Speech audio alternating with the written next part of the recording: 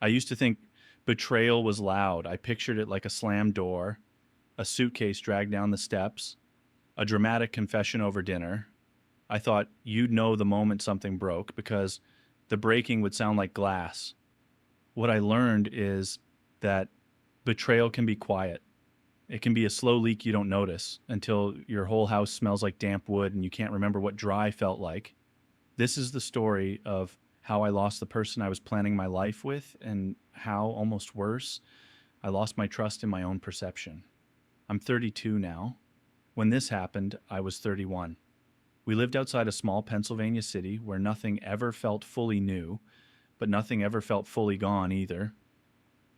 Old brick buildings, diners that still served coffee in thick white mugs, the kind of place where you run into your high school math teacher at the grocery store and they ask if you're still doing computers. I was still doing computers. I work in software, mostly remote. My days were quiet.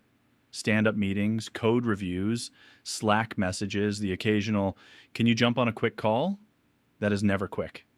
I liked my job because it paid well and because it didn't demand my soul. I thought my real life was the part that happened after 5 p.m. That part was Laura. We met when we were both 26 at a friend's 4th of July party. She was standing near the grill holding a paper plate like it was a shield, laughing too loudly at someone's joke as if she was trying to make it easier on everyone around her. I liked her instantly, not because she was performing, because I recognized the effort. I was the same way at parties. The guy who smiled a lot so nobody would ask what he was thinking. We started dating that summer. It wasn't fireworks, it was steady. It was the kind of love that grows in the background while you're busy living.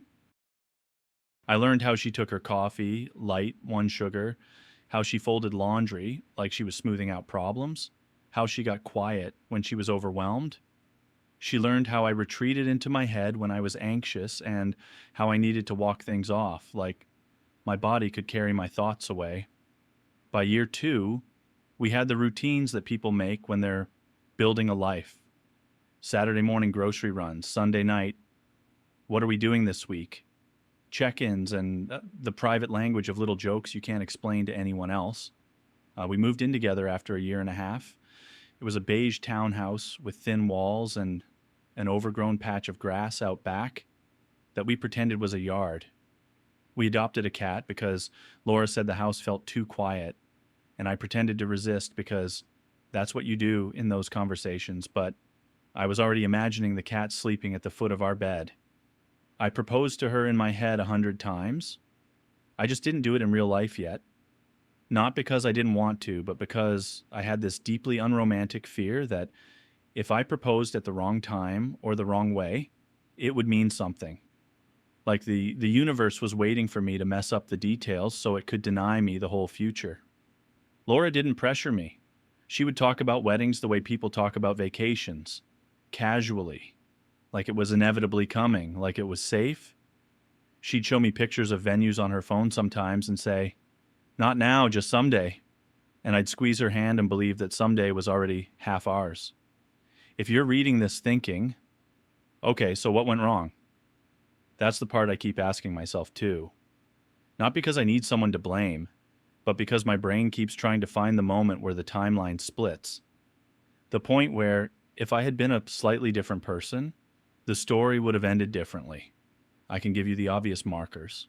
The job change, the new project, the longer hours. But if I'm being honest, the first crack was invisible. It was the kind of crack you only see in hindsight when you're staring at the ruins and trying to pretend you can reverse engineer the collapse. Laura started a new job in the fall. It was a step up for her. Better title, better pay, better benefits. She was proud, and I was proud of her. Her old job had been draining in the way that makes bright people dim. This new place energized her. She came home talking faster, gesturing with her hands, describing coworkers like characters in a show she couldn't wait to tell me about. There was one coworker she mentioned a lot. I'll call him Evan. At first, Evan was just a name attached to funny stories. Evan said the dumbest thing in the meeting. Evan brought in donuts, and everyone acted like he invented sugar. Evan is obsessed with spreadsheets like they're a personality trait. I didn't care. I wasn't threatened by a coworker. Laura had male friends. She had coworkers. She had a life separate from me, and I thought that was healthy. Then Evan's name started appearing in quieter contexts. Evan and I stayed late to finish the deck. Evan sent me this article about Evan thinks we should pitch a new approach. It's not that she hit him. She didn't. That's part of why it took me so long to feel uneasy. If someone is lying, you expect them to be secretive. She wasn't. She was normal. But normal shifted. Laura started bringing her phone with her when she walked around the house. Not in a dramatic way, just in a constant way. To the kitchen, to the bathroom, to the couch, face down. She started taking calls outside. Because it's loud in here, even when the only sound was our cat licking itself. She started coming home later, saying traffic was bad or there was one more thing they needed to finish. She started dressing up more for work, not like she was trying to impress someone, but like she was trying to feel like herself. I didn't question it because I didn't want to be the guy who interrogates his girlfriend's eyeliner. Meanwhile, I was comfortable. I'd like to say I was attentive, that I was present, that I noticed the small shifts and responded with love. The truth is I was tired. I was on autopilot. My job had gotten stressful, and my coping mechanism has always been to narrow my world until it fits inside my own head. I cooked dinner half the time. I asked how her day was. I listened. But there were nights when I nodded while my brain was still chewing on a bug in my code. There were nights when Laura would tell me something, and I'd respond with a solution instead of empathy. I wasn't cruel. I wasn't neglectful in the dramatic sense. But I was not as awake as I thought I was. There's a particular loneliness you can feel while standing next to someone who loves you. It's not their fault, and it's not yours, and yet it exists. I think Laura started feeling that loneliness, and I didn't notice until it was too late. The night everything changed didn't start with Laura. It started with Mike. Mike and I were friends in college. We weren't best friends, but we were the kind of friends who stayed up late eating terrible pizza and talking about the future like it was a video game we were going to beat. After college, life happened. He moved, I moved. We exchanged happy birthday texts and vague promises to catch up. Then he texted me out of nowhere. "Hey man, you in town? I'm around this week. Want to grab a drink?" I said yes because nostalgia is a powerful drug. We met at a bar called the Blue Lantern, the kind of place with dim lighting and sticky tables and bartenders who remember your name, even if you've been gone for years. At first it was good. We talked about old professors, old relationships, the stupid things we did in our 20s that felt like they happened to someone else. We laughed. For a couple hours I felt light. Then Mike got quiet. He kept looking at his beer like it contained answers. He cleared his throat the way people do when they're about to deliver bad news and they're rehearsing the tone. I said, "What's up?" He said, "This is going to sound weird, and I don't want to blow up your life if I'm wrong, but..." My stomach dropped before he even finished the sentence. That's how your body knows before your brain catches up. Instinct doesn't wait for proof. Mike said he'd seen Laura a couple weeks earlier at a restaurant downtown. She wasn't alone. She was with a guy Mike recognized from the gym he'd started going to. Someone he'd seen around. Someone he knew enough to know his name.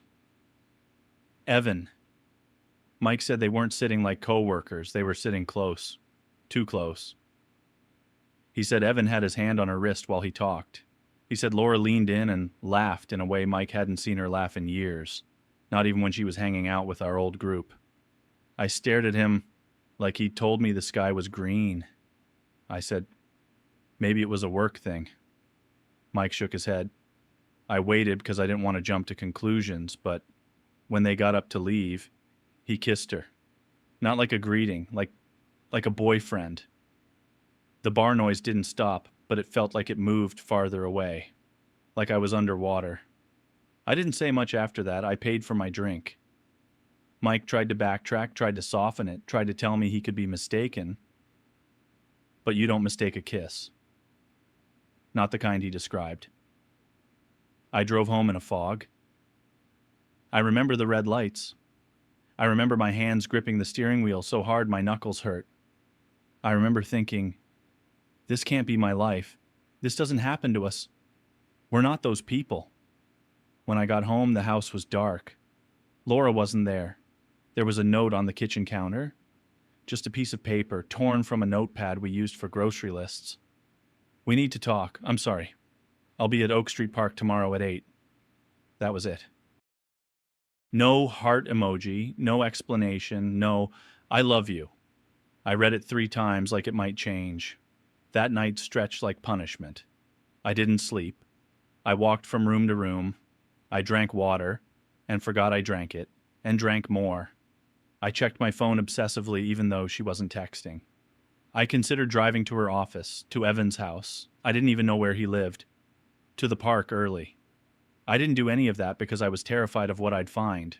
Because as long as I stayed in my house, in the space where her toothbrush still sat next to mine, I could pretend this was a misunderstanding. At 7:45 the next night, I was sitting in my car at Oak Street Park, with my heart trying to climb out of my throat. Oak Street Park isn't special. It's a rectangle of grass with a few benches and a tired-looking playground. Kids play there in the afternoons and teens smoke there at night. When Laura and I first moved in together, we'd sometimes walk there after dinner. It was one of those small rituals that made our life feel anchored. Laura showed up at 8:06. She looked like she hadn't slept either. Her hair was pulled back messily. Her eyes were red. She walked toward me slowly, like each step cost something. I stood up when she reached the bench. For a second, I wanted to hug her. I wanted to pull her into my chest and say, "Okay, whatever this is, we'll fix it." That impulse was so strong it scared me. It reminded me how much I loved her, and how quickly love turns you into someone who would accept almost anything just to avoid losing it. Laura sat down. Her hands were shaking. She didn't start with, "How are you?" or "I love you." She started with, "I'm so sorry." I said, "Why, is it true?" She didn't ask what I meant. She just nodded. Tears fell immediately, like her face had been holding them back all day and finally let go. I waited for a defense. I waited for the classic lines. It didn't mean anything. It was a mistake. We only kissed once. Instead, she said, "It's been a few months." A few months. The words didn't fit in my head. I tried to picture the last few months of our life. Thanksgiving at her sister's house, our anniversary dinner, the night we stayed up watching a stupid reality show and laughing until 1 a.m. And I tried to place her affair inside those memories like a stain. I said, "Why?" She wiped her face. She stared at her hands. "I don't know how to say it without sounding like I'm blaming you," she said. I said, "Try." She inhaled. "I felt lonely. And I know that sounds ridiculous because you were right there, but you weren't with me, not really." I wanted to argue. I wanted to list the ways I'd been there. The dinners, the bills, the weekends, the foot rubs when she was tired. But as she spoke, I felt something awful in my chest. Recognition. Not that her choice was justified, but that her feeling was real. She told me it started with work, late nights, stress, the rush of being good at something new. Evan was there, paying attention, praising her ideas, making her feel seen. He'd ask about her day, about her thoughts, about her fears. He'd remember small details. "He made me feel like I was interesting again," she whispered, like she hated herself for saying it. I stared at her.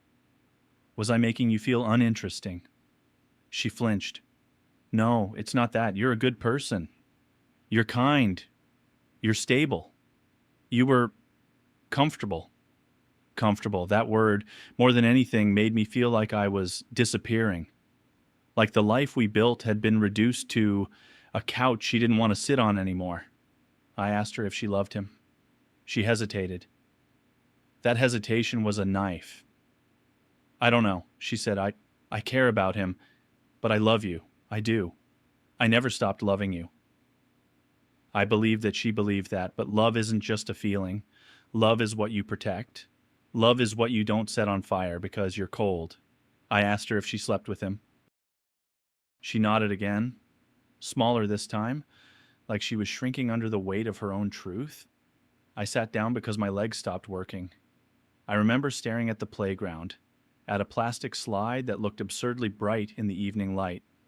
I remember thinking about the kids who'd played there, how their biggest problems were scraped knees and stolen snacks, and how adulthood was just learning that your heart can break without making a sound. Laura kept talking. She said she'd tried to stop. She said she'd told herself it was temporary. She said she felt sick with guilt every time she came home and kissed me, every time we said, "I love you," before bed. She said she'd been planning to tell me, but she didn't know how. And then she said something that, in a weird way, hurt more than the affair itself. And she said, "I didn't think you'd ever find out." Not because she thought I was stupid, because she thought I trusted her too much to look. I asked her where she'd been the night before. She said she'd been at Evans. I wanted to throw up. I don't remember everything I said after that. I know I asked questions that didn't matter. I know I tried to understand something that will never make sense. I know I asked her if she ever laughed at me, if she ever felt disgusted coming home, if she ever looked at me and thought, "I'm getting away with it." Laura kept crying. She kept saying sorry. She kept saying she hated herself. At one point, she reached for my hand. I pulled away without thinking. Her face crumpled like I'd slapped her, and for a second I hated myself for that. That's how twisted love can get. Someone breaks you, and you feel guilty for bleeding on them. Eventually I said, "So what happens now?" She looked at me like she wanted me to decide her fate. "I don't know. I want to fix it. I want us, but I don't know how to undo what I did." I heard myself laugh, one sharp sound, not amused, just broken. "You don't undo it." There's a particular kind of grief that comes with realizing you can't go back to before, no matter how much you want to. People talk about closure like it's a door you can close gently. In reality, it's often a wall that falls, and you're staring at the open air where your future used to be. I told Laura I couldn't be with her, not like this, not with images of her with him living in my head like parasites. She begged, not theatrically, quietly, like someone begging to keep their home in a fire. I held my breath until I could speak without sounding like I was dying. "I love you," I said, "and that's the problem, because if I stay, I'll turn into someone I don't recognize. I'll check your phone. I'll resent you. I'll punish you. And maybe you'll punish me by staying out of guilt. And then we'll both hate ourselves." She covered her mouth with her hands and sobbed. I walked back to my car, feeling like I was leaving my own body behind. That night, Laura came home and packed a bag. We didn't have a screaming fight. We didn't throw things. We moved around each other like strangers in a museum, careful not to touch the exhibits. She tried to say something at the door. I don't remember what. I just remember the sound of the door closing and the sudden quiet after. The quiet was unbearable. The next weeks were a blur of practical pain. People don't tell you how much logistics there are in heartbreak. There are bills, there are shared accounts. There are items that belong to both of you, like the couch you picked together and the plates you bought because they were on sale. There's the cat who doesn't understand why one person stopped coming home. Laura and I had to text about stupid things. "Where's the root or password? Do you still have the title to the car? Can you send me that document?" Every message felt like a ghost tapping on glass. I tried to be stoic. I told a couple close friends. I didn't tell my family right away because I couldn't handle the pity. I took a few days off work and spent them on the couch, staring at the TV without absorbing anything. At night, my brain played highlight reels like it was trying to torture me into meaning. I'd remember her laugh in the kitchen and then picture her laughing with him. I'd remember the way she touched my face and then wonder if she touched his the same way. I hated that my mind did that. I hated that my love had turned into a weapon against me. The worst part wasn't just the betrayal, it was the feeling that my reality had been edited without my consent. That while I was living my life, Someone else was writing a different version behind my back. I started questioning everything. Was she ever truly happy? Did she ever mean it when she said she loved me? Did she compare me to him? Did our whole relationship exist in the same way for both of us, or was I alone in the story I thought we were living? When your trust breaks, it doesn't just break toward the person who hurt you. It breaks toward yourself.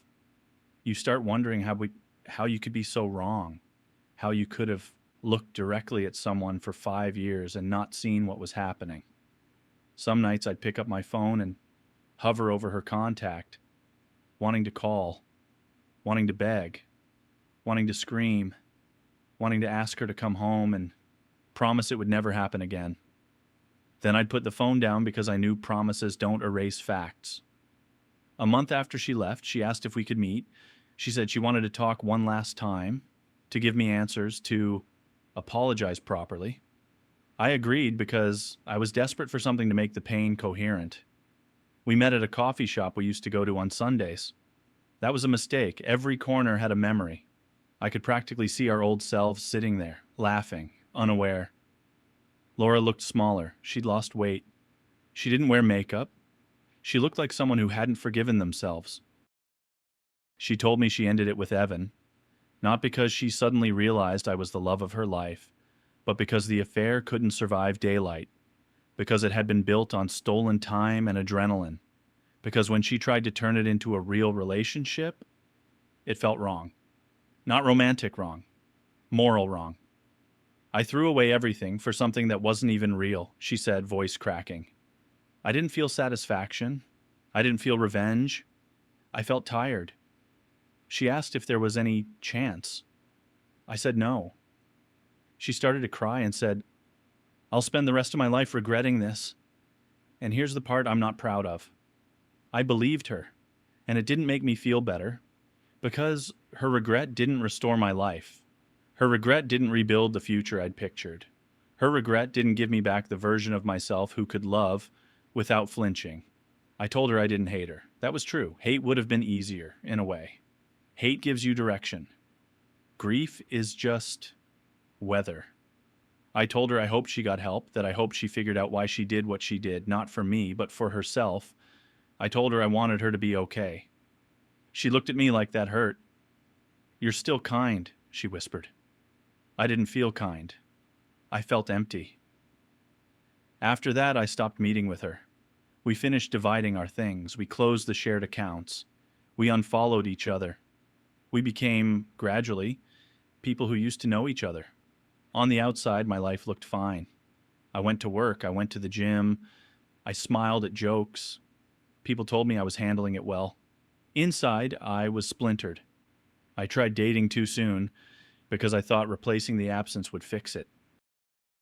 I'd sit across from someone new at a bar and feel like I was watching myself perform normal. I'd nod and ask questions and laugh at the right times, and all the while I'd be thinking, how do you trust anyone? How do you believe what they say? One time, a woman I went on 3 dates with didn't text me back for 8 hours, and I felt actual panic. Not annoyance, panic. Like my nervous system had learned a new language, and every silence sounded like abandonment. That scared me enough to finally do what I should have done earlier. Therapy. I went in expecting strategies. I wanted a checklist. I wanted someone to tell me how to stop picturing Laura with Evan, how to stop feeling like my chest was full of bees every time I heard a certain song, how to stop waking up at 3 a.m. with my heart racing. Instead, my therapist asked me questions that made me realize how much of my identity I'd wrapped around being the stable one, the reliable partner, the guy who didn't create problems.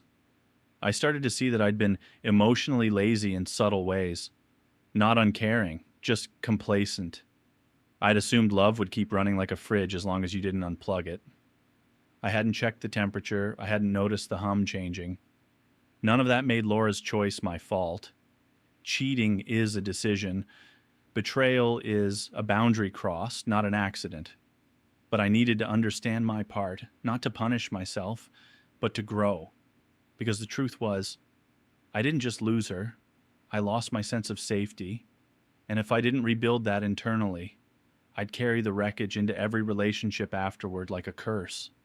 Over time, the pain changed shape. It didn't disappear, but it stopped being sharp every second. It became something I could hold without dropping everything else.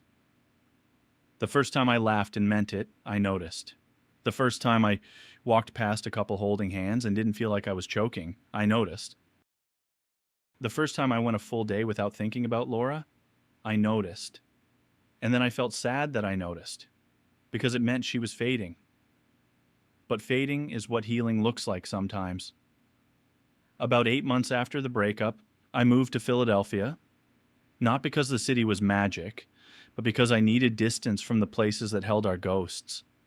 I needed to walk streets that didn't have our memories baked into the pavement. I found a small apartment with too much street noise and a view of a brick wall, and it felt like freedom. It was mine. It didn't echo with we. I started building routines again.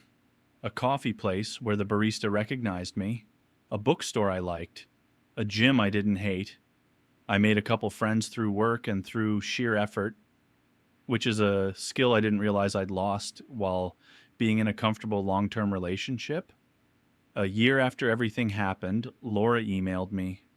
Not a dramatic email, just a short message. She said she hoped I was doing well. She said she was in therapy.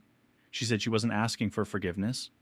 She just wanted to tell me she understood, now, the full weight of what she'd done, and she was sorry she made me carry it.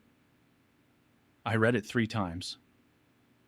I stared at my screen for a long time. I didn't reply. Not because I wanted to punish her, because I finally understood something important.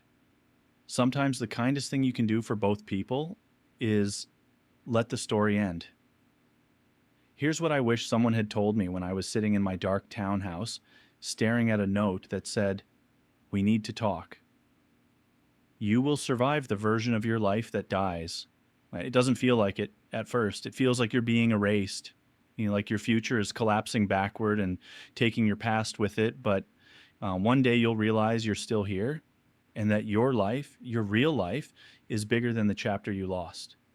I used to think love was the most important thing. I still think it's important. But I think integrity is the foundation that love stands on. Without it, love turns into a soft place that collapses under weight. I also learned that closure isn't a conversation. It's a choice you make repeatedly. It's choosing not to reread old texts. It's choosing not to check their social media. It's choosing not to imagine them in rooms you'll never see. It's choosing yourself over and over until it becomes natural again. I'm not writing this because I'm fully healed. I'm writing it because I'm honest enough now to admit what it did to me, and because I know there are people out there living the early part of this story right now, staring at their ceiling at 3 a.m., thinking their life is over because someone they loved made a decision that shattered them. If that's you, I'm sorry. I'm really sorry.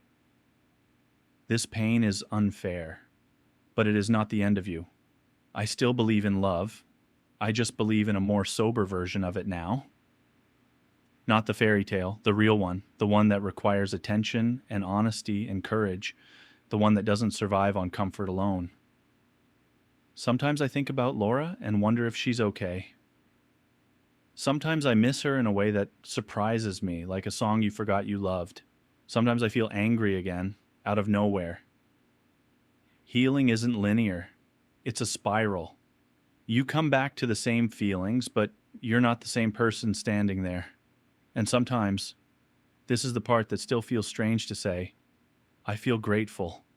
Not for what happened, not for the betrayal, never that, but grateful that I learned I can rebuild, that I can live in a different story than the one I planned, that I can survive losing someone I thought was my person, that I can be alone without being empty.